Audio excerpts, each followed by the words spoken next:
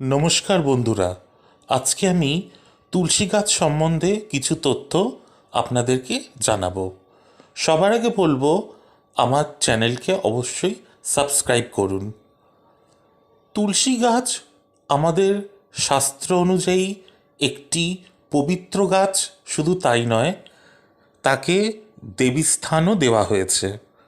তুলসীর আরেক নাম বৃন্দাবন অর্থাৎ তুলসীবন। তুলসীর মাহাত্ম্য অনেক, আজ সংক্ষেপে কিছু জানাবো। বিজ্ঞান ও ধর্মীয় অনুযায়ী তুলসীর অনেক গুণাগুণ রয়েছে। আমাদের হিন্দু শাস্ত্রে তুলসীকে যেহেতু দেবী স্থান দেওয়া হয়েছে, তাই তার আলাদা আলাদা অনেক পুজোর নিয়মও বর্ণনা করা হয়েছে। সবার আগে বলি, তুলসীকে রাখবেন কোন দিকে। তুলসী যেহেতু একটি পবিত্র এবং দৈব গাছ, তাই তাকে সবসময় ঈশান কোণে রাখতে হয়। ঈশান কোণ হল নর্থ ইস্ট কর্নার, যেটাকে উত্তর পূর্ব কর্নারও বলা হয়। এবার ধরুন, ঈশান কোণটা কোনো মতে আপনাদের এমন ব্যবস্থা করা হয়নি যেখানে তুলসী গাছ আপনারা রাখতে পারেন, বা ধরুন আপনারা ফ্ল্যাটে থাকেন আর ঈশান কোণটা ওপেন নেই যেখানে আপনারা তুলসী গাছ রাখবেন। তাহলে কি করবেন? তাহলে হয় নর্থ নলি ইস্ট, এই দুই দিকে আপনারা রাখতে পারেন। তুলসী গাছ যেহেতু ইনডোর প্ল্যান্ট নয়, তুলসী গাছ সবসময় বাড়ির বাইরে অর্থাৎ খোলা হাওয়ায় এবং প্রচুর পর্যাপ্ত সূর্যের আলোয় রাখতে হয়, কারণ ভিতরে রাখলে তুলসী গাছ কদিন পরেই নষ্ট হয়ে যায়। তাই খোলা হাওয়ায় এবং পর্যাপ্ত আলোতেই তুলসী গাছ রাখতে হয়। শাস্ত্র অনুযায়ী তুলসী গাছকে সবসময় বাড়ির বাইরেই, মানে উঠানে রাখতে হয়। ফ্ল্যাট বাড়িগুলোতে যেহেতু সম্ভব নয়, তাই জন্য ব্যালকনিতে আপনারা রাখতে পারেন। যখন পুজো করবেন তখন ঈশান কোণে রেখে পুজো করে আপনারা আবার খোলা লাইটে রাখতে পারেন। তবে এগুলো বিকল্প হিসাবে বললাম ফ্ল্যাট বাড়িদের জন্য, বা তাদের জন্য যাদের সুবিধা নেই ঈশান কোণে তুলসী গাছ রাখার।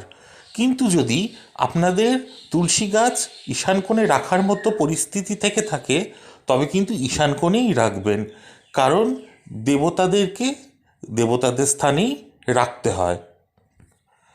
তুলসী গাছ সাধারণত তিন ধরনের আমরা পাই। একটি হলো রাধা তুলসী বা গৌর তুলসী, যেটা নর্মালি আমরা দেখে থাকি। আরেকটি হলো কৃষ্ণ বা শ্যাম তুলসী, যেটি কালচে কালচে বা ডিপ বেগুনি রঙের হয়। আরেকটি হলো রাম তুলসী, যেটি একটু ডিপ এবং পাতাগুলো বড় হয়। তিনটেই আমাদের পুজোতে ব্যবহার করা হয় এবং তিনটেরই মাহাত্ম্য রয়েছে। তবে আমরা সাধারণত রাধা তুলসীটাকেই বা গৌড় যেটাকে বলি, সেটাকেই আমরা পুজো করে থাকি, কিন্তু বাকিগুলোও যথেষ্ট কার্যকরী। এছাড়াও বিজ্ঞান মতে তুলসীর অনেক রকম প্রজাতি রয়েছে। তুলসীকে সবসময় পবিত্র স্থানে রাখবেন, পবিত্র অবস্থায় ধরবেন। চান না করে পুজোর জন্য তুলসী চয়ন করবেন না। চান না করে যদি তুলসী তোলেন, সেটা কিন্তু পুজোতে ব্যবহৃত করবেন না। নিজের কাজের জন্য ব্যবহার করতে পারেন। অনেকে তুলসী পাতার রস মধু দিয়ে খান, তুলসী পাতা চায়ে ব্যবহার করেন। এগুলোর জন্য আপনারা স্নান না করেও তুলসী পাতা তুলতে পারেন। কিন্তু যদি পুজোর জন্য তুলসী পাতা তোলেন, তাহলে কিন্তু স্নান করেই পুজোর জন্য তুলসী পাতা তুলতে হয়, নইলে দোষ হয়। অশুচ অবস্থায়, অপরিচ্ছন্ন অবস্থায়, বা এমন কোনো পরিস্থিতিতে যেখানে আপনি অশুচি অবস্থায় রয়েছেন, সেই সব অবস্থায় তুলসী গাছ ধরবেন না, তুলসী গাছের পাশ দিয়েও যাবেন না, তুলসী তুলবেন না। সেই গাছ কিন্তু আস্তে আস্তে শুকিয়ে যাবে। এমন কোনো দেয়ালের সাথে ঠেকিয়ে তুলসী গাছ রাখবেন না যেই দেয়ালের অপোজিটে বাথরুম বা অপরিচ্ছন্ন কোনো জিনিস থাকে। বাসি জামা কাপড়ের সাথে তুলসী গাছ ছোঁয়াবেন না। অনেক সময় জামা কাপড় মেলা হয়, সেই জল নিচে টব থাকলে সেই তুলসী গাছে পড়ে। এটা কিন্তু খুব খারাপ জিনিস। ঠাকুরের বাসন ধুয়ে বা ঠাকুর স্নান করানোর পরেও অনেকে সেই জলটা তুলসী গাছে ঢেলে দেয়। এটাও কিন্তু খুব খারাপ জিনিস। কখনো ঠাকুরের স্নান জল বা ঠাকুরের বাসন ধোয়া জল, বাসি ফুল, এইসব কোনো জিনিসই তুলসী গাছে দেবেন না বা তুলসীর টবের সাথেও রাখবেন না। এটা কিন্তু ভীষণ বড় দোষ সৃষ্টি করে। তুলসী গাছ যদি ঠিকমতো বাড়িতে প্রপার জায়গায় না রাখা হয় তাহলে কিন্তু দোষ সৃষ্টি করে। আর ঠিকমতো যদি তুলসী গাছ আপনারা বাড়ির যথাযথ স্থানে রাখতে পারেন তাহলে কিন্তু বাস্তুদোষও খণ্ডন হয়।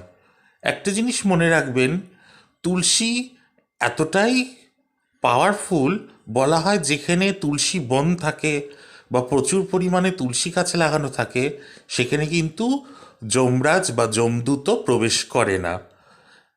যদি আপনাদের অনেক জায়গা থেকে থাকে, প্রচুর পরিমাণে তুলসী গাছ লাগান। তুলসীর গন্ধ যতদূর যাবে ততদূর বাস্তুদোষ নষ্ট হবে, গ্রহদোষ নষ্ট হবে, রোগমুক্ত থাকতে পারবেন। অনেকে তুলসী গাছের সাথে অন্য গাছও বসায়, তবে এটি কিন্তু সবসময় ঠিক নয়। তুলসী গাছের সাথে শুধুমাত্র সুগন্ধি ফুল জাতীয় গাছই বসাতে পারেন, যেটা আমি ভিডিওতে দেখিয়েছি। এটি আমার বাড়ির, যেখানে আমি বেলি ফুল গাছ বসিয়েছি। কখনোই তুলসী গাছের সাথে একসাথে কাঁটা জাতীয় গাছ বসাবেন না, এটা কিন্তু অশান্তি সৃষ্টি করে।